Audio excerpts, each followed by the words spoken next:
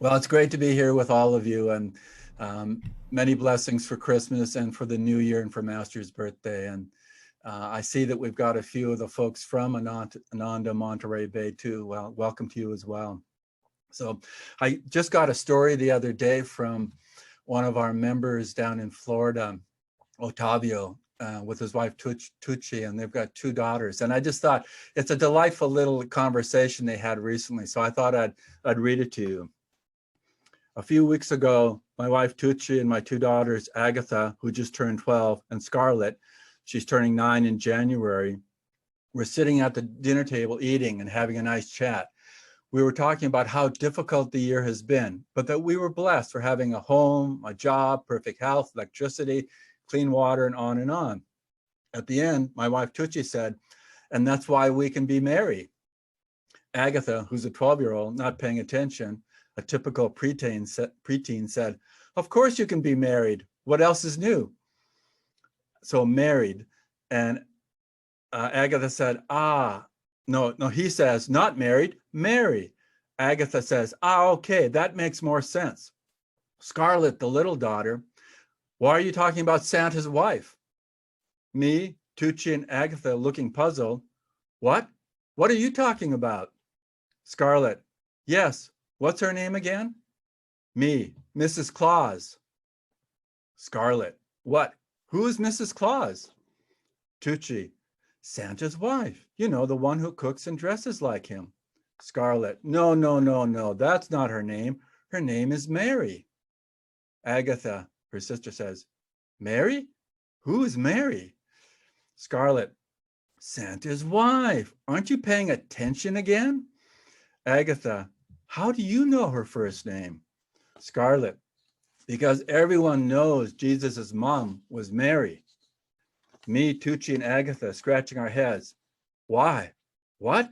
I thought we were talking about Santa's wife. Scarlett, I am. They have the same name. Everyone knows that. That's why everyone keeps repeating her name. Me, laughing. Sweetie, I'm so confused right now.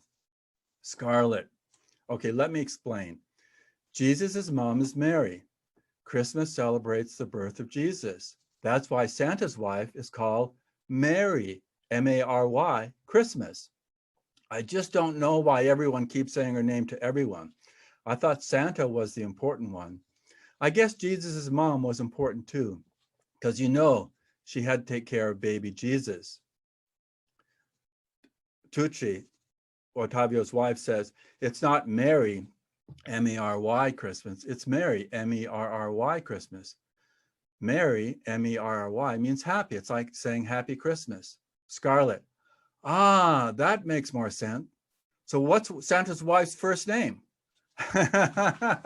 So a delightful story. I mean, it captures just a sweetness and a delight in different understandings that we have at this time. And from an innocence of a babe, of a 9-year-old, she pretty much got it down to probably a deeper level than most adults will ever get. So it was very sweet to read this. So, and hopefully we've all had a sweetness in this time together and felt the blessings, the joy of celebrating the avatar Jesus with us in our hearts and in our minds. And you know, the saying from the rays of the reading from the Bible, I am the way, the truth, and the light, and no man cometh unto the Father but by me, is certainly a very deep, very subtle teaching.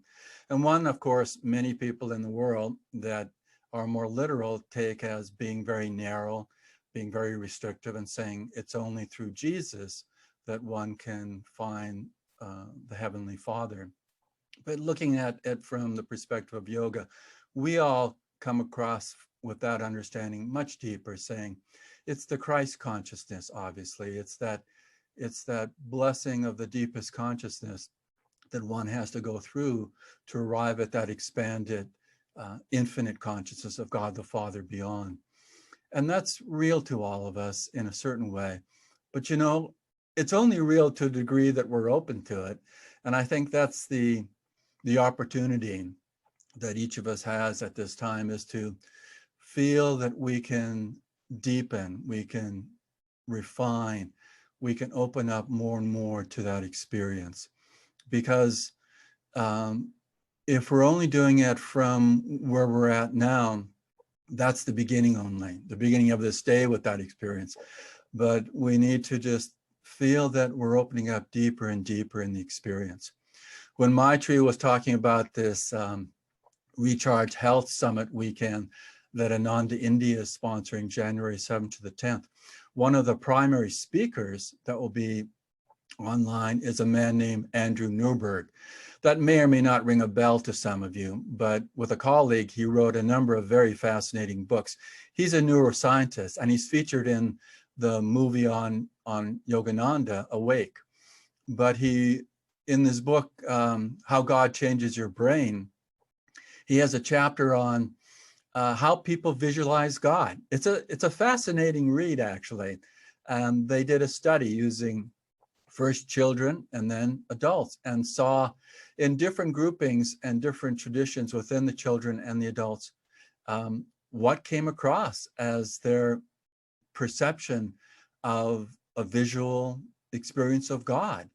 And of course, it was very, very fascinating. But for both the children and the adults that were brought up with a more literal emphasis of God being a certain way, for instance, you know, the painting of Michelangelo on the ceiling of the Sistine Chapel, then that's what they tend to carry with them for almost all their lives, unless they really find a deeper experience.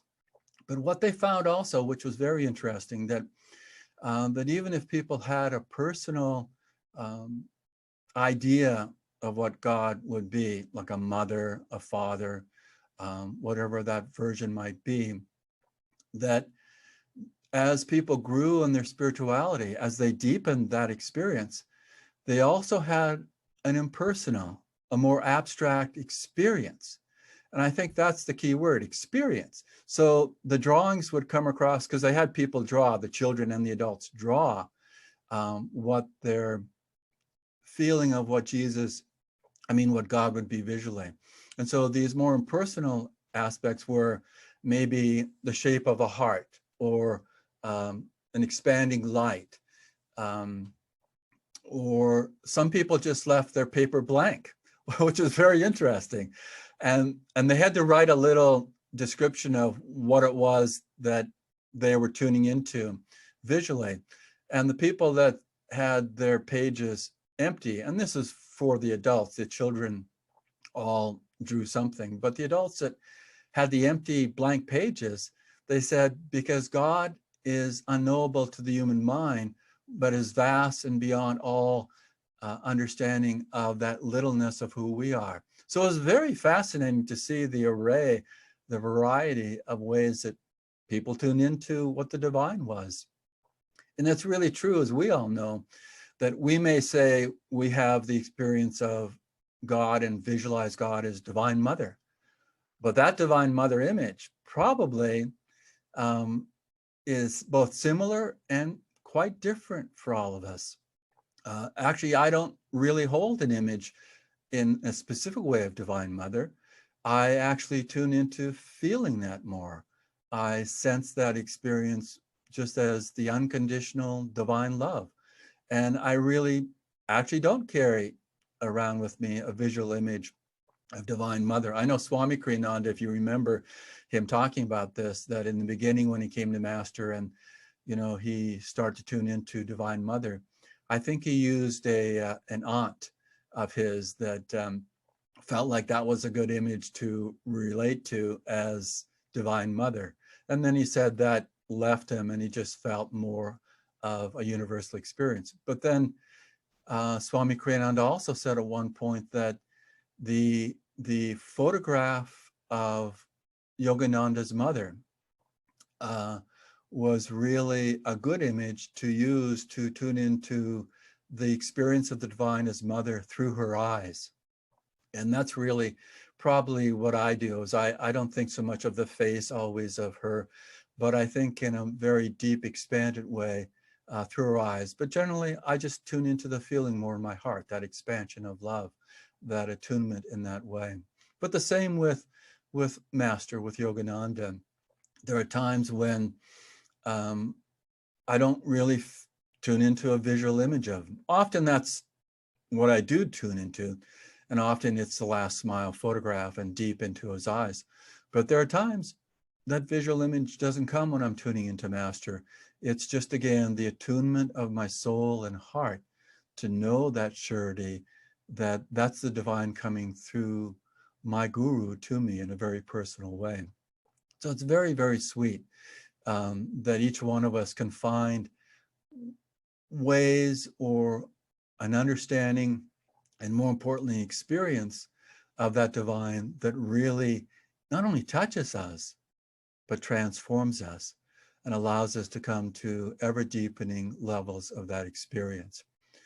But for all of us, as Master said, there's wonderful readings in the Essence of Self-Realization, that book of quotes from Master that Swami put together on the chapter Ways to Worship God, where Master talks about both the importance of being personal in the experience of feeling that touch, so it's very real to us, of God, but also, even if we have that experience, to always keep in our awareness that expansion, that awareness of the infinity of God, because there's no description of the divine that we come across that is the entirety of that experience.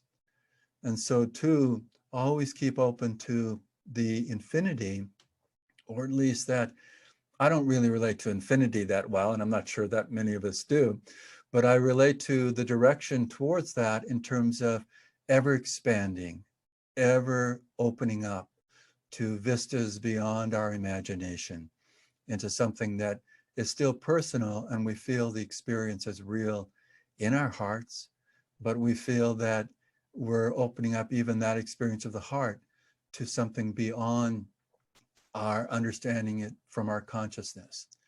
Because the conscious mind can only appreciate and tune in to a certain degree, but our superconsciousness, which is beyond form, can relate to all of it, all the way into infinity. But if we can then take it that we can integrate the two, of having that loving touch of the divine and that pure, expanded, ever opening up consciousness, then we will feel in each moment the balance that we really can benefit from in our own lives. Because otherwise, the personal can sometimes just shift into sentiment. And sentiment is okay, but not really where we want to be with our feelings, because there's going to be more emotional attachment in sentiment. But if we can allow the heart opening up to be pure devotion, more and more obviously for each one of us, it isn't as if we jump from something into pure devotion, but as we move in that direction, as we open up to purifying that devotion, then we will feel it as our constant experience of the divine.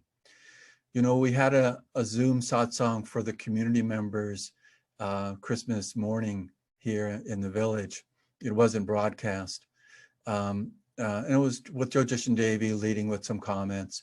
And Devi said an interesting thing that she felt the day previous on Christmas Eve day.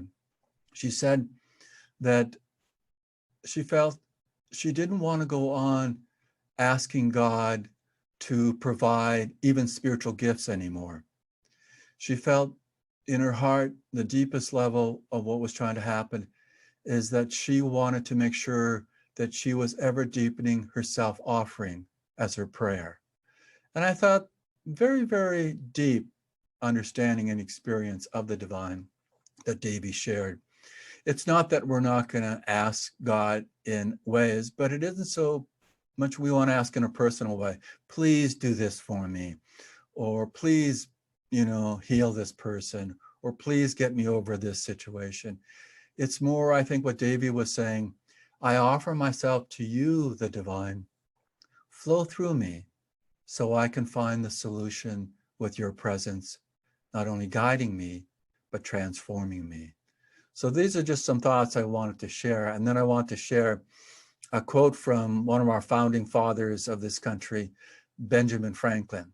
And he said, there are three things that are extremely hard: steel, diamond, and knowing your true self. And I thought that's a great quote from one of the founding fathers, because it is that reality that knowing our true self isn't something that just lands on us. We have to do our part to draw the divine grace, and the divine grace is how we truly know ourselves. So many blessings to you. And I'd like to open up now for discussions, questions and answers. So feel free to participate. Great. Well, first, thank you for those words. Now, as people know, you can put questions or comments in the chat box and we will read them to Pranaba, or you can also unmute yourself and speak directly to him and to all of us. If you need to move and the camera's open, please do close it for us. Thank you. So who would like to offer comment or question? Hello, Pranaba. I don't know if you can hear me. I can. Yes. It's so good to see you. What a blessing to see you in this Christmas season. Good to see you. For taking the time and being with us. I just want to share a little story in the holiday season. As you know, I work with children, and that last week, right before the break, it gets a little hectic, and the kids are all excited because there's holiday festivities. The teachers are excited because we're going to get a break. And it's easy to get caught up in that. It turns a bit rajasic that whole week. But I had a really interesting experience just to show Master's blessings and presence at any time. I have a little picture of him when he was, it's one of my favorite pictures, when he was 6 years old. He has like a bracelet or something around him, and I have him there just in the corner of my desk, singing, reminding me of his presence all the time. And a teacher came by from another side of the building that I had no contact with, and she was dropping off some papers to go home, and put them on my desk, and she looked at the picture and she just exclaimed out loud, "Oh my gosh, who is that?" And it just took me by surprise, and nobody had ever really called attention to his picture there. So it's a saint from India when he was 6 years old, just like the kids. And she said, "There's so much love coming out of that picture. There's so much calmness. Oh my gosh." And she just turned and walked away. And I thought, wow, that was just a really beautiful experience for me. Nobody had ever really noticed or commented on it. And it was just a really nice blessing and experience I thought I'd share with everybody. Thank you.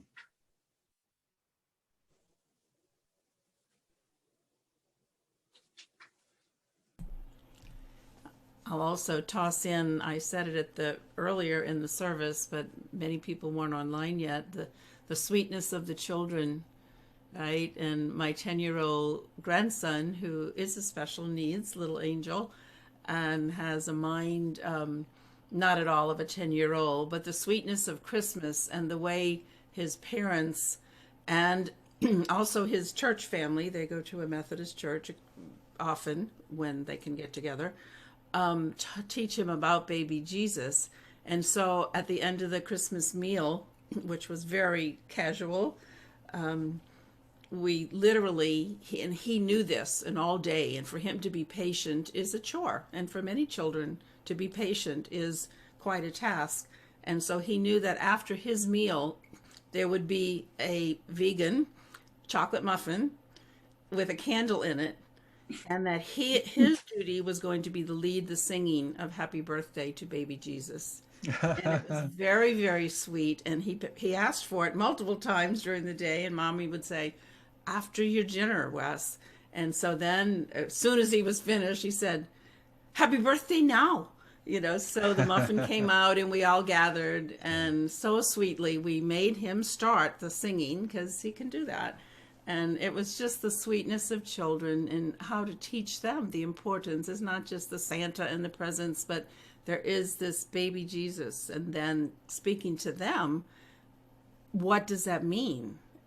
And asking them, what does it mean to you? For him, we can't do that, but it was just so sweet. So thank you for the sweetness of the story, Hugh, and also for reading what you did, Pranava, at the beginning. That was great. Reading the Mary, Mary, Mary, Mary. Yeah, So thank yeah, you. Okay, yeah. who else wants to say something?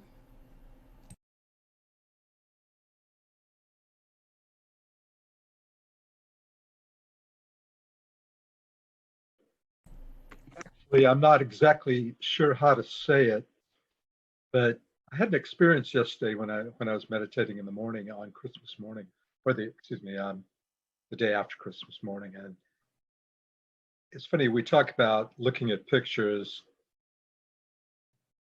That's a good experience too. But even looking into a picture, it's after a while, it's what you feel, the consciousness coming off of a picture.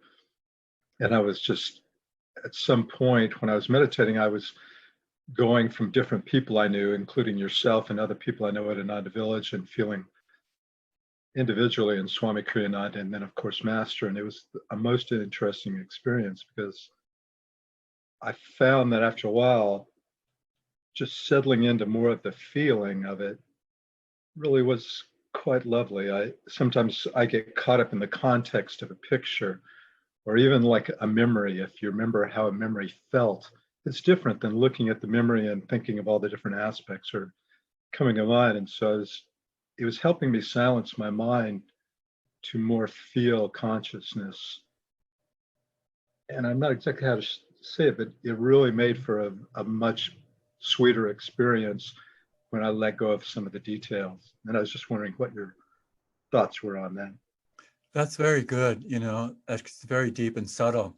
It's interesting with visualization in terms of how we use it in terms of part of our meditation practice, is that like what you were saying, it can easily be that we're entertained by visualization. We go on, enjoying the images, but actually this is an interesting understanding that visualization should shift into feeling to allow it become our true experience. So what you're describing is right on. It's actually, I'm impressed that you described it so well as you did, because it really is how I feel. And I think is what starts to happen is that we go past any secondary part of what's happening for us. And even if we have a deep vision, and perhaps we see Master in our vision, we see the spiritual eye in our vision, whatever that might be, that isn't the goal. It's to really offer ourselves even deeper then into the center of that experience until there's no separation. There is no me experiencing Christ or Master in that way. It's just that it is in that way. So thank you. That's a really good description, actually. Thank you. If you could say a little bit more along that was great, Eric, but a little bit more, because so many people have commented over many years. I've heard the words, emotions, when we talk about the feelings of the heart and distinguishing between the emotion. And you used another word before that. Sentiment. Thank you. I love that word. That's a very good word for me. But, just a little bit more about moving beyond the sentiment of it and how to then just open and be, so that whatever can happen deeper can happen. Yeah, it's a very deep part of what we're really exploring, spiritually for all of us, that we want to have the heart's energy open, but we want to have it magnetize up to the spiritual eye. We want to feel that it's not that we need to have this experience for our benefit, but that we're offering it up, or we're opening up to really the deepest experience of that. I mean, it's interesting that Master said, and Swami Kriyananda said, that often exploring love as a focus with God may not always be the best approach. He said it might be better to explore the bliss or joy of God, and then to feel you're exploring the joy of the love of God. Very interesting, isn't it? It's just subtle enough because we have such a human range of what love is, including emotions and sentiment, and something higher as well. But the default, because of Maya, delusion, is that love can always be more with attachment, with entanglement, even with God. You know, I love you, God, if you take care of me. Well, that's not really the real deeper level of the experience. But that's why offering is so wonderful a way of tuning into deepening and expanding what can happen with the heart. Because wherever we're at, you know, however much emotion or attachment or sentiment we have, or how little we have, we can still grow in expanding and opening up by that self-offering. It's interesting that, you know, Rajarsi Janakananda gave the title to Master after Master's passing of a Prem avatar. But if you've read the book Religion in the New Age, one of the essays that Swami Kriyananda writes about Master, he encourages us actually to see Master as bliss avatar more than a Prem avatar. Very, very interesting, because that idea that bliss is beyond a human experience, but includes the human experience. If you can understand that, that seems like a dichotomy, but it's true that that can happen. And so what we can do is let whatever love comes into our hearts open up and purify it. Feel that it's not our love, but the divine love moving through us. You know, whether we're focusing on another person, a close person, you know, a family member or whoever it might be, that we can feel that it's love flowing through us. And so we let the sentiment, oh, it's so sweet to have this love with you, into what bliss there is to share God's love. And it's an experience. It's not just a mind-born thing. We actually feel that difference in ourselves, in our hearts, in our souls. So we have this barometer, this gauge that can feel, is it lifting, expanding, opening up, or is it becoming more bound and caught in entanglements of that emotional drama? And so we can tell if we pay attention. So, but it's a real bliss that we want to engage our love into, because that will really be what helps us merge into the divine, so that that love is just the purity of who we are. And there isn't so much us trying to think, I love, or this person loves me. Love is always emanating, expanding through us to touch people by the nature of who we are. So.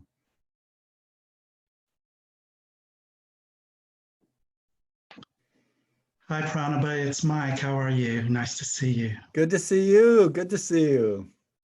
Many blessings to you and Emily and all those girls you have. Yes, they are blessings. They all of them are. As many of us do, I like to experience intentionally each of the aspects of God every week.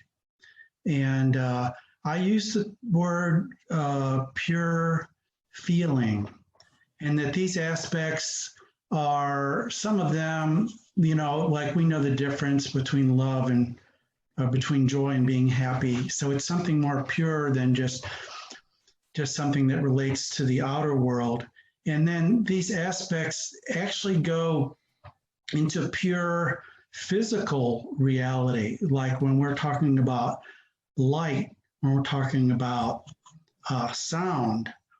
So it's a pure feeling, not just in the way we relate to emotions, but the way we relate physically. And even with sound, like vibratory creation, the feeling that could be described as bliss of the inner vibration, but it's just, it's all surrounding. And so by focusing on these, I happen to do that in a brief meditation after Hong Sa every day, where I purposely focus on one of the aspects. I just let it blossom. And then sometimes then I will just ask, when I'm doing a pranayama, I'll meditate afterward and ask, what is the right pure feeling? And I'll come into other aspects like beauty, or just, you know, like peace and joy. Like, what is that? And so it's just such a beautiful experience, the path that we've been given. And I just appreciate everybody, including yourself, who's just, dedicated their lives to share this with people. Is just so meaningful, so deep. And the blessing for me of this year is that there's been a greater time in meditating and a greater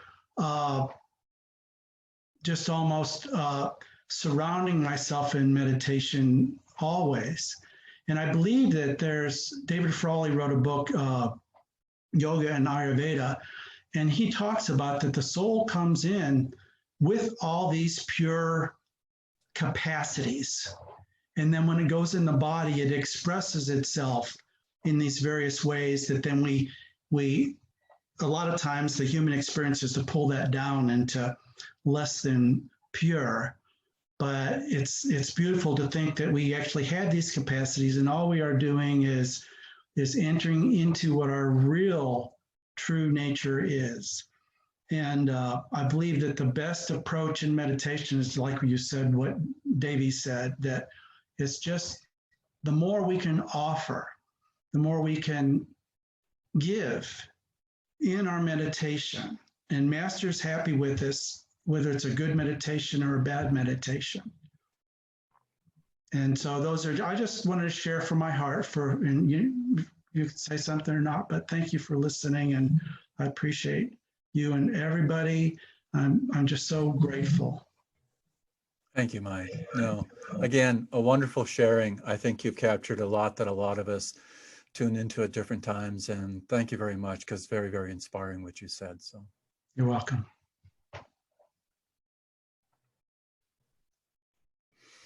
I grew up with parents that were Danish. They came over from Denmark after World War II to Canada, where I was born. And it's interesting because Christmas Eve was the important event.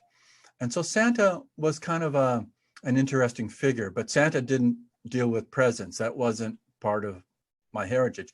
In a lot of European countries, Santa is Saint Nick or whatever, but I remembered Christmas Eve this year, back to those childhood memories, that we would never see the Christmas tree until Christmas Eve. That was the first time that we were seeing the Christmas tree full blown. I mean, we decorate it and then it sat in the corner for maybe a week or two without being lit and without the magical, all of it coming together. So Christmas Eve was very special. We had a meal together as a family. And then we sang Christmas carols and hymns. And when I was younger, they were in Danish and maybe a few English ones.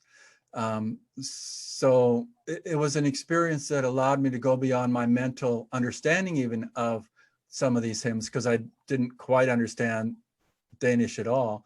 And then we sat down and we opened our gifts, because it was the tradition was opening the gifts that the three wise men gave to Jesus and Mary and Joseph.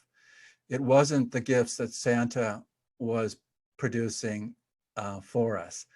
And it was interesting because it had a deep impression on me and allowed me always to think of Jesus as a dear friend, as well as, the great Savior, but always that personal experience that was there in my heart. I grew and grew, especially coming onto this path with Master, of feeling that the openness that was there, the way that Master talked about Jesus and the birth of Christ consciousness into Jesus, was very real and touching. It allowed my childhood experience just to blossom in a way that has always been a very, very real and deep devotional opening of the heart experience. So I thought I'd just share that with you. So I still like Santa, just like little Scarlet and Agatha. Mary, Santa. Okay.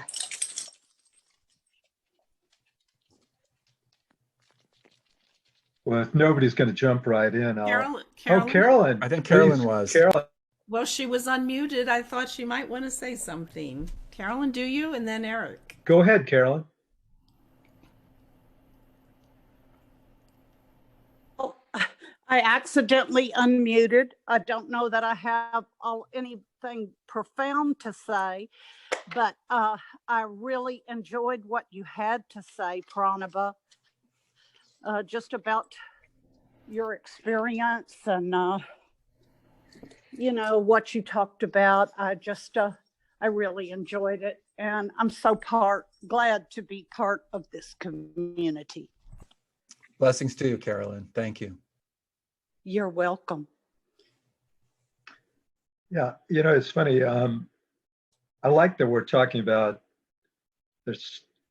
we talk about techniques and different things that we do during meditation, but often there are things that stand in the way of meditation or things that come up that I like that we discuss. And I like discussing the physical nature of them in some ways.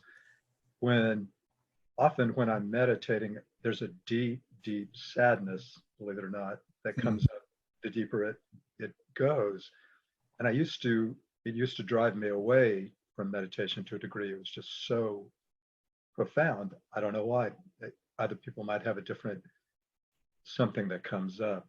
But what I found is it seems like there are two sides of meditation. One is that kind of personal, maybe more emotional side that comes up at some point. And the other is the alignment to a more blissful consciousness like Yogananda's. But I've found that holding the two, I actually can now, because I think the grace of that one side that I'm aligning to, I now kind of let it shine on those aspects that are kind of like coming out of the caves of my personality. And I don't try to get rid of them, but I seem to be able to be with both at the same time. And I've found over time that it has made me a little happier, allowing me to let go of certain, even memories of people, interactions with them. It's interesting. I was wondering if you could comment on anything like that, if that's ever come up for you. Yeah, when my father died, I was like 31 years old. And Parvati and I just started Ananda Seattle back then. But it's interesting. I had this deep experience of sadness upon hearing my father died. And then I thought I could feel it going in one of two directions suddenly. And I could feel it pulling down into emotional sadness or grief more. And then I thought, but I could easily move this the other direction. So I had Parvati read the Astral Ascension Ceremony, and it shifted into that openness. So the sadness didn't dissipate so much, but it opened up into something, what you're explaining, that's actually helpful in that way. Where grief, in the way that Shukraswar describes it in the Holy Science, is when we're bound by it. It's a meanness of the heart. But sadness can be one that directs the energy to open up. And I felt that. I just felt I was in tears, not so much of missing my father. I was in tears of just the experience of knowing his soul was being freed. And so I think you touched on something that we don't want to push away something like sadness, but we don't want to indulge in it. Maybe that's the way to understand it. We want to open up and again, offer it as a deeper, more expansive experience, because then it's a gift to us from the divine if we can move through that in that positive, expansive way. So again, you captured something very real. Yeah, thank you. That's beautiful. I keep hearing you say offering, and I can remember 26 years ago or 27 years ago in the first meditation class, hadn't a clue what it meant. I heard you say self-offering as part of meditation. Well, I didn't get it, and it's taken me 27 years to get to this point, and I'm still getting it. But self-offering, no matter what's going on. I love it. So I'd like to read, Victoria had to leave, and she just, in case you're not seeing the chats, she says, thank you, Pranaba. Joy and light is flowing from you. Wonderful blessings in the new year from Victoria. Pass on my blessings to her when you talk with her. I will. She's in Waco, Texas, and we talk almost weekly. And then Brian, where did you go, Brian? There you are. Brian Plymell would like to share. Hey, greetings, beautiful souls. Hi, Greetings, Brian. Pranaba. It's so good to see you. Much, if not everything, of what you are sharing and people are discussing resonates really well, especially this idea of visualizations. I've been doing a lot of imagining and visualizations, and sometimes I get a little bit upset that I can't visualize the future or even somebody that has passed in a crystallized pictorial way.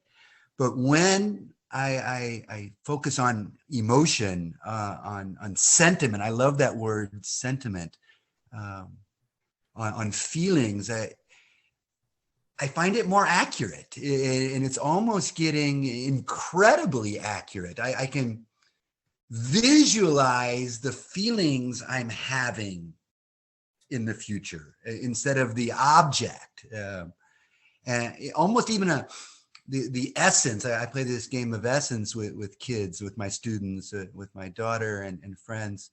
This idea of essence is more powerful than the image. I know we as human beings are very visual, but I'm getting smells. I'm getting kind of vague auras. I'm getting feelings, emotions, and I also like the difference between love and bliss. Love has so many fixed feelings on it, from Hallmark, if you will, to this idea of going beyond that and just joy and this idea of offering of the self, and so this has been very, very wonderful. I've also had a lot of friends and relatives pass in the last 6 months, and I've even been with them on their transition. And yeah, although there may be a sadness, it's much bigger than that. And now when I see them, I'm not actually seeing what they looked like when they passed. I'm not seeing what they looked like in their prime, but I'm still seeing them. And I just wanted to share that with you all. I think you know exactly what I'm talking about. Yeah. Thank you, Brian. Good to see you. Yeah, it's good to see you.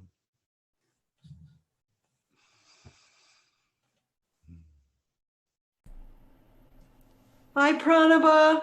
Hi, Maitri and Mark. Good to see you both. Hi, Mayatri. Hi, Mark. I liked, Brian, what you said about essence, because that word really resonates with me, that somehow you're getting to the essence, and it even goes beyond feeling.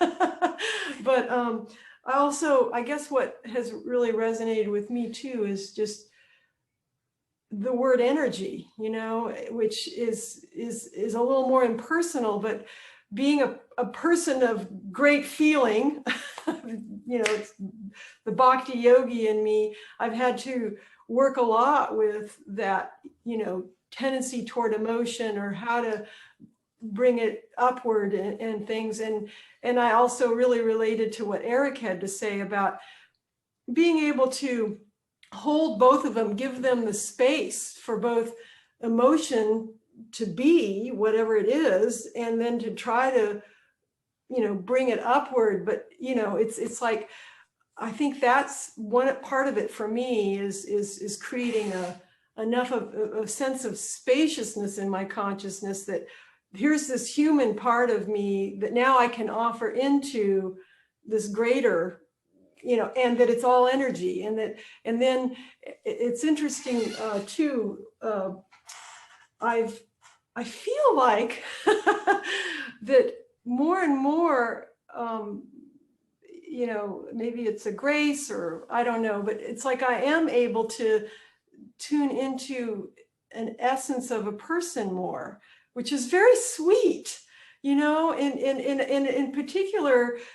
We're talking about folks passing, because my mom, I've experienced similar things. And in that whole process, I felt like I could see her beyond her expression of her ego. And that's a practice now I'm trying to work with in relating to every person on this plane is, well, what is that essence? And of course, Swami talks about that a lot of, trying to see the soul qualities.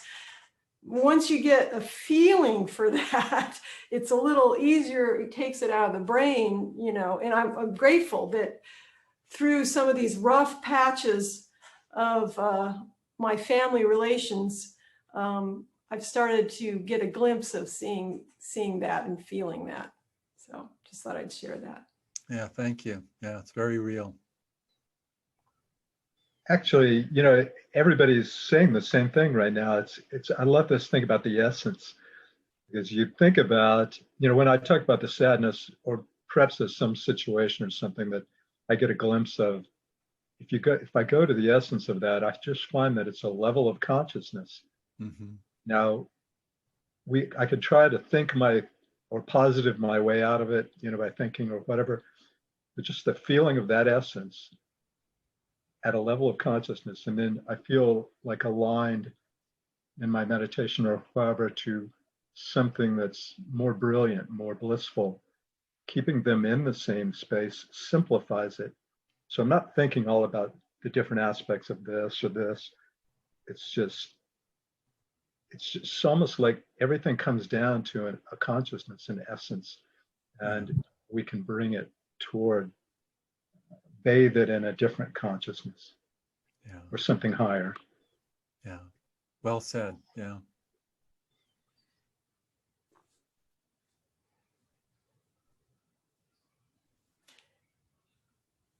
I would like to maybe pivot slightly, if possible, to just get a little insight on what's happening at Ananda Village right now and how people are feeling. And, you've gone through a very different Christmas experience. I know personally, I have been extremely, extremely grateful for the opportunity to tune into what's happening there and in different places. It's really helped me get through, in addition to what we've done here, get through the Christmas season. So I just wondered if you had some words you wanted to share about that. Yeah, I think we all are on the same playing field with, finding the creative ways to be touched and to touch many more people. I think here at the village, because we are a little bubble in a sense, trying to figure out what that means. We've been in a lockdown. It's spiking, as most of you know. I mean, Texas certainly is spiking everywhere. And our county has jumped, like 400% in the last 2 weeks in terms of cases and deaths. And but we're a small county. And so we've had to really, we didn't do anything live. Jyotish and Devi felt for the 8-hour meditation not to do it in the Temple of Light, which would require a crew to video it and sound and all that. So they just did it at home with one person doing the Zoom account. And we had to jump up on our Zoom account from the 100-person level to the 500-person level, because we just didn't know how many people would tune in. And I actually have no idea how many people did tune in. But and all the chanting was pre-recorded. There was nothing live. And, the Christmas Eve program that we did in the afternoon was a pre-recorded event that Dave Bingham did. So, but I think like what you're saying, Maitri, I think for a lot of us, certainly I felt probably the most just centered and relaxed in a deep way meditation and Christmas experience so far that I've ever had. And part of me and I didn't tune into the first 5 hours of the 8-hour meditation with Jyotish and Devi. We just meditated at that time. And then at the chanting break, I just chanted silently within.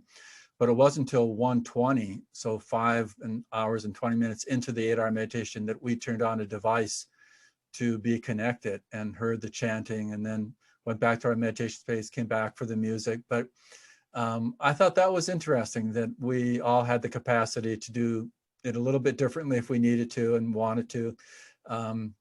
But people are doing well here. We still haven't had any positive cases. I think people put out a lot of energy to interact at Christmas time, delivering gifts at people's doors or cards at people's doors without seeing them, without touching them. So again, I'm sure you all likewise have done similar things in your own unique ways in that way, but it feels very powerful. I mean, we're going into planning a whole lifting up of energy, as you use the word energy, Maitri, for 2021. I mean, we're looking to expand to double the number of people we will reach through our online meditation course. We've doubled from last year because of COVID-19 creating much more opportunities. And we're looking to find ways that we can offer this important tool like you all are doing in your own ways to really touch people. We're actually thinking of renaming the course instead of calling it Lessons in Meditation. I'm not sure what we'll call it, but we'll have the name Ananda in it, Ananda Meditation Course, Ananda Lessons in Meditation, something like that. So, but we're constantly trying to feel from the base we're strong with to feel, again, a self-offering and expansion and openness that allows us to touch people. But we planned out Inner Renewal Week, which is one of our primary notes. Mike, Supriya, and Maitri were here for Inner Renewal Week last February. We're doing it just online at the end of March. And so that's interesting. It looks like probably, my sense is Spiritual Renewal Week at the end of June will probably just be online. I don't think we'll be out of, the challenge of COVID-19 at that point from what we're all hearing in terms of the vaccine and the herd immunity and all that, we'll see. But as soon as we can be open, I think the whole world will be open. So we're all looking forward to that. But Parvati and I had a spring retreat last April, scheduled for the East Coast to do a career retreat. That obviously got canceled. We planned it again for this coming April in 2021. We just canceled it because it just won't happen. So we may do it in 2022. So you realize that's a long stretch for some of these things. I'm coming to Dallas. Certainly looking for, as soon as that can happen, we'll be on a plane, to make that happen. So, but it's just one of those times that, yeah. So overall, it's, I think the challenge is for some people that are, caught by circumstances, families, I think it's somewhat challenging. We do have the school, it's on Christmas break, as you was saying about his school, but that's been a challenging situation because we have outside families. So the protocol is very restrictive as, their interaction with anybody. And, but it's worked out really well. We've done a lot of things differently as you all have done, but yeah, the energy, I can just say, it just feels like, wow, this is a tremendous gift. It's, the challenge has been intense, overwhelming at times. And, the feelings personally for a lot of us, I'm sure you all know that, can be tough and grinding. But even then, hey, as Eric was relating to, taking that feeling of sadness or, whatever it might be, and just saying, let me go to the essence of it. So, yeah. But any other questions, Maitri, in particulars about that? Well, that's wonderful. That helps. I know personally, and I think there's some of our people that live further away, when we do get to that point of we can see each other, how much, we will want to continue in this form and how much we will miss if it isn't continued, because I know personally have felt more connected to so many of my Guru Bhais worldwide than ever before, because there has, surprisingly enough, been very meaningful relationships that have developed. So there's that. But then specifically about programs, I'm glad you addressed Inner Renewal Week. For us that were there, that was our last time, and then COVID hit. It's like a mind-blowing thing to think about. It seems very long ago, and it can bring a little sadness, I have to say. But offer that up. I was wondering if you know anything about the Living Discipleship program for online, how that's developed, and also if you can speak at all to that health recharge a little bit more, because I don't think a lot of our folks know about either one of those programs too much. Yeah, with living discipleship, again, it got caught by COVID-19. It had just started its in-person immersion experience at the meditation retreat here at the village last March. And so a couple of weeks into it, it was aborted from the immersion. People were sent home, and they continued with an online Zoom experience. And I participated in that. And then the realization was, why don't, just like you're saying, we're realizing, hey, online can continue to be a powerful experience. So just in the last couple of months, Niranjana, Mary Dossett, who used to be a part of Ananda Tucson, and Anna Kirsch, who's been here for a couple of years, was part of Ananda Seattle. And then Chatish Devi, Maria McSweeney, and Anandi and I have been meeting online to really develop what is the living discipleship in its hybrid form, especially the online version. So we spent a lot of time, a lot of energy coming up with creative strategies, understandings, mission statements, all of that to really exactly what you're asking, Maitri, is really aim it in a much more dynamic way. And so actually we're meeting again tomorrow to talk about really some of the classes and seeing how they fit online, and filling in with some ministers and teachers and seeing where we go with that. So it's, I think, going to happen at the end of March or early April, something like that. We had thought it might be sooner, but we just need more time to really make sure we're developing it in the right way. And I think it's going to happen at least twice, if not 3 times a year. I'm not sure in 2021 more than twice, but that's the idea, is to do something like that. And as some of you can attest, certainly you was the last person from Dallas that took an in-person experience of it. We'll still have the in-person part, more of a real deep experience of not so much going over the teachings, but going into the experience, taking it from the visual into the assimilation, as we were talking about earlier. So yeah, it's a great, I think there are like 35, 40 people signed up for the online version that's happening in March, April. So it's a lot of people from all over. It's open then Yeah. for that? Where can you get information? You have to talk to Niranjana. Well, yeah, Niranjana, I think Niranjana@ananda.org is her email address.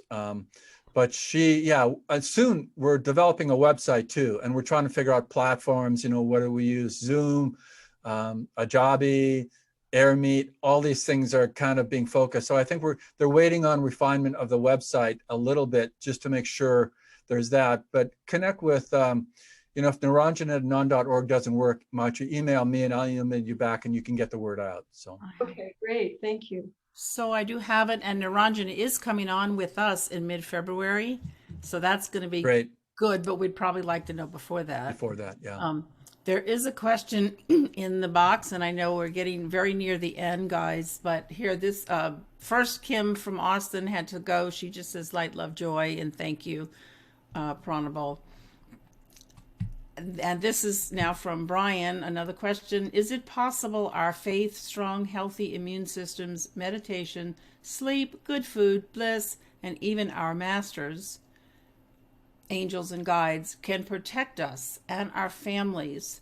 And do you, Pranaba, feel personally that strict protocols are required for all of us? Well, Master had the residents of Mount Washington wear face masks in his time when there was something going around.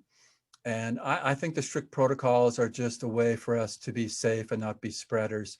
I think all the things you mentioned, Brian, are magnetic and will keep our health here, but we're also looking at people maybe that are weaker in those experiences. I think the protocols make sense from science and spirituality. I think they allow us to have the creativity, to have the connections without the downside of suddenly being infected. Because truthfully, I think if the community here at the village were to be infected by even one person, I think we'd lose a number of people dying from COVID-19 because of the vulnerability of people's ages here and their health challenges. I think that's what would happen. And so it's not so much out of fear. I was dreaming about this last night, actually, about are we responding with fear? And I would say no. I mean, we have meetings every week or so with Dr. Peter, who's a Kriyaban, a Kriyacharya, and a MD doctor, about where we're going, what we're doing, what we're finding out. And I would say, no, if it's done from fear, that's problematic. If it's done from proactive awareness, creating a greater magnetism, I think the protocol for the restrictions feels expansive, actually. It doesn't feel limiting. It feels that we can allow ourselves to be open in ways that really create the environment and atmosphere that really empower us to take the physical and practical steps that will ensure that we really help not only ourselves, but the world around us. So that's my view. So just quickly about the thing that Ananda India is putting on, the Recharge Health Summit, January 7th to the 10th. So this is something that came up from a lot of the doctor devotees in India of trying to figure out how do we put more dynamic focus into helping a lot of people out there in the world with an online summit that brings some of the well-known practitioners into play. So Dean Ornish, who's well known, certainly in the West and in the East, and Andrew Newberg, who I mentioned before, is in the Awake movie about Yogananda, plus a number of other healers, a number of Ananda people, Jyotishan Devi, a lot of our ministers will be giving a program, and I think they're doing it on some platform called Kajabi, or maybe it's AirMeet, but allows a lot of chat rooms and interactiveness more than Zoom can allow. So it's a very powerful experience and something that we all said, let's help this happen. So we had Zoom meetings with the Indian team from our team here and other people in Italy. So we're all just trying to say, this is an offering, an invitation to explore some of the things that really help each one of us at this time, dealing with a situation that can seem overwhelming, but always has solutions. So it's great. It's pretty cheap. I think it's $59 if you sign on today. I think it goes up to maybe $69 or $79 for like a 3.5 day online experience. And then it's always there for you. It's not that it disappears if you don't attend. So a great situation, a great invitation for all of us. So Wonderful. how was that? Was that a good sales pitch or not? That was pretty good. Were you a salesman in another life, maybe? So thank you. Mark's going to take us off of Facebook. We're already off. Thanks, Mark, as we kind of wrap this up. And now that we're off of Facebook, anybody who wants to open their camera and wave to Pranaba and to each other, feel free to do it. This is our Christmas waves now. We're kind of in our social moment and oming each other. I can tell that's what Pranaba's doing. So beautiful. Anybody want to say anything and bye? Pranava's going to leave us. Thank you, Pranaba. I loved it. Oh, good to see you, Linda. Blessings to your family. Thanks, Pranaba. We'll see you soon. Yep. There's California. We have Austin on, and now that we're off of Facebook, more people are opening cameras. Thank you all. Thank you all so much. Oh, thank you. Thank you, Missy. So great to see your faces. There's Ellen. Thank you, Pranaba. Ellen and Frank and Austin. Oh my gosh. Wonderful, everybody. Thank you, Pranaba. Yeah. Blessings to you all.